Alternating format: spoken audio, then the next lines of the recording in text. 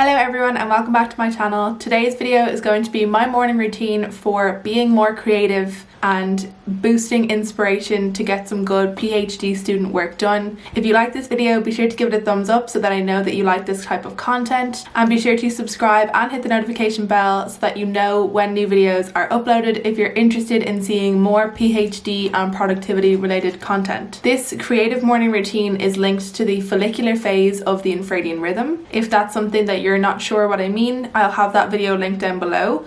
But essentially it's all about linking your particular work and routines to the right phases of the female hormonal cycle. If you're not a woman, you can still follow these same things because there will be times in your work where you want to be more creative or more inspired, and this particular morning routine will work well for that. But throughout the month I'm going to be working on different morning routines to do different things, particularly how to be more energized, how to be more productive or focused, as well as how to be more relaxed, reflective or evaluative. I do think the creative morning routine was somewhat of the easiest to develop because this is exactly the type of things you'll find in typical productivity books.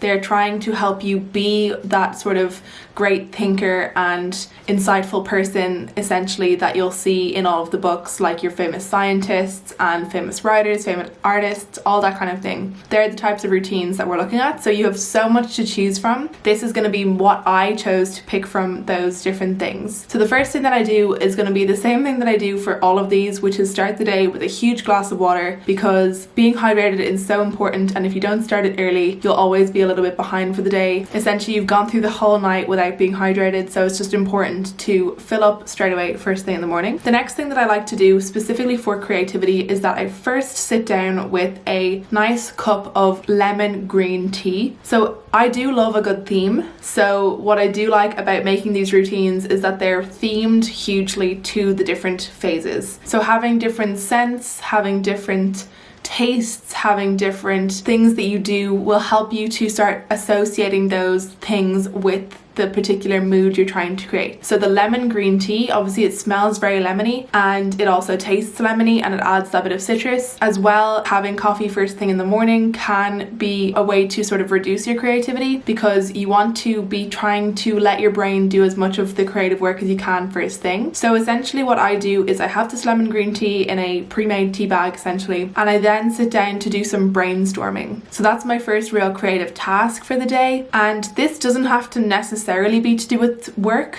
Essentially you can do some brainstorming for work, and your work might not necessarily be the type of thing where you think brainstorming is great. It just depends. If you're in a more administrative role, there will always be things that you can improve, so this will be a good time to really brainstorm the different things that you could do, the ways that you could change things in your job. Or if you're doing PhD work, then it'll be brainstorming for projects or possibly doing some sort of outline for a project. Essentially you want to get as much of the sort of work that will have been going on in the background while you've been asleep, subconscious work that's gone on during your night's sleep. So once I feel like I've had a sufficient amount of brainstorming, I will typically do around 30 minutes in the morning, and I will try to make it work focused, but if not I will try to do something else that's brainstorming because it just sort of gets those creative juices flowing. When you're doing creative work, essentially you're trying to do divergent thinking, which is starting from one specific point and branching outwards. So brainstorming is the perfect thing to do. You start with a given word and then you branch out and come up with as many possible ideas as you can. I typically like to set a timer of around 30 minutes just so that you're utilizing all of that time for brainstorming and not just stopping when you feel like you've done enough, because it's usually the case that you'll find additional things in those extra few minutes. The next thing that I like to do is a bit of personal development. So I usually will spend this time either reading a book or listening to an audiobook. So at the moment I'm reading You Do You by Ciara, and it's pretty inspirational. It's all about sort of how to become the person that you are, if that makes sense. So I think it's something that I struggle with in terms of the imposter syndrome, as well as even now with YouTube.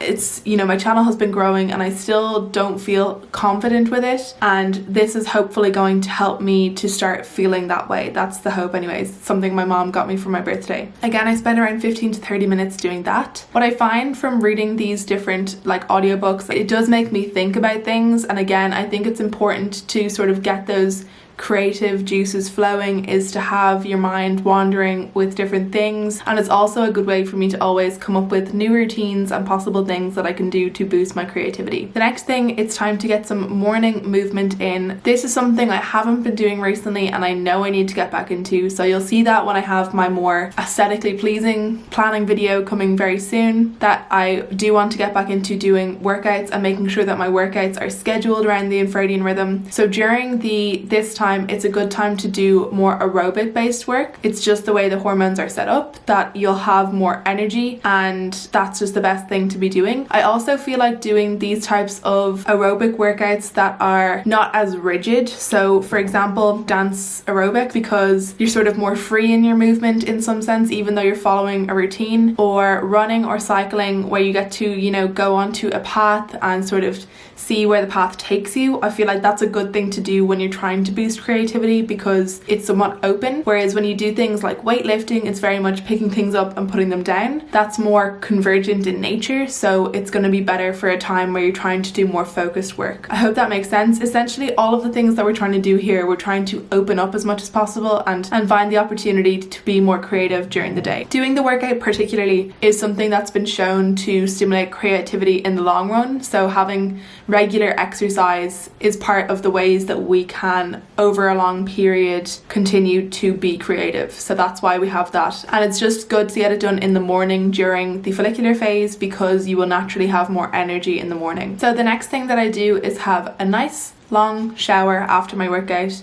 During this time, I feel it's a good time to have more long and thoughtful showers compared to other times where you might want to have more brisk showers or more relaxing baths or different things like that. Obviously making sure you're not in there for a long time so as not to be wasting water. Obviously energy conservation is important, but to just be more thoughtful in your shower process and to try, and even if you have anything that you're working on at the moment, try to mull that over during your shower. Essentially you're doing a bit of mindfulness during this shower, and it is meant to be very helpful for having those creative breakthroughs. So it is something that I read in the book called Rest, that's certain, I can't remember which particular famous thinkers it was, but would always have breakthroughs in a shower. So having a more pensive or thoughtful shower right after your workout. Also with the shower, I try to keep up this theme of citrus for this period. We're trying to stimulate the fact that it is a fresh time, it's a time for new experiences and new things. So citrus I feel like is such a good scent for that because it's all about being fresh and vibrant, and that's what we're looking for here. So I do have like a nice lemony scented body wash that I like to use during this time, and these are all little things but I think they all add up into like a really nice morning routine. The next thing that I do is I try to change into a nice outfit. I am trying to get out of the habit of staying in my pajamas, particularly on the days where it's going to be harder to focus. So in the luteal phase, which is more so get it done, I feel like I'm fine working in my pajamas and working in bed and things like that because I am more driven to get all of this stuff done. Whereas in the earlier part of the infradian rhythm, I try to really follow this type of routine and make sure that I get dressed and I, you know, sit down at my proper workplace and things like that to really make sure that I'm kind of getting the most from my routine. So moving on then to breakfast, the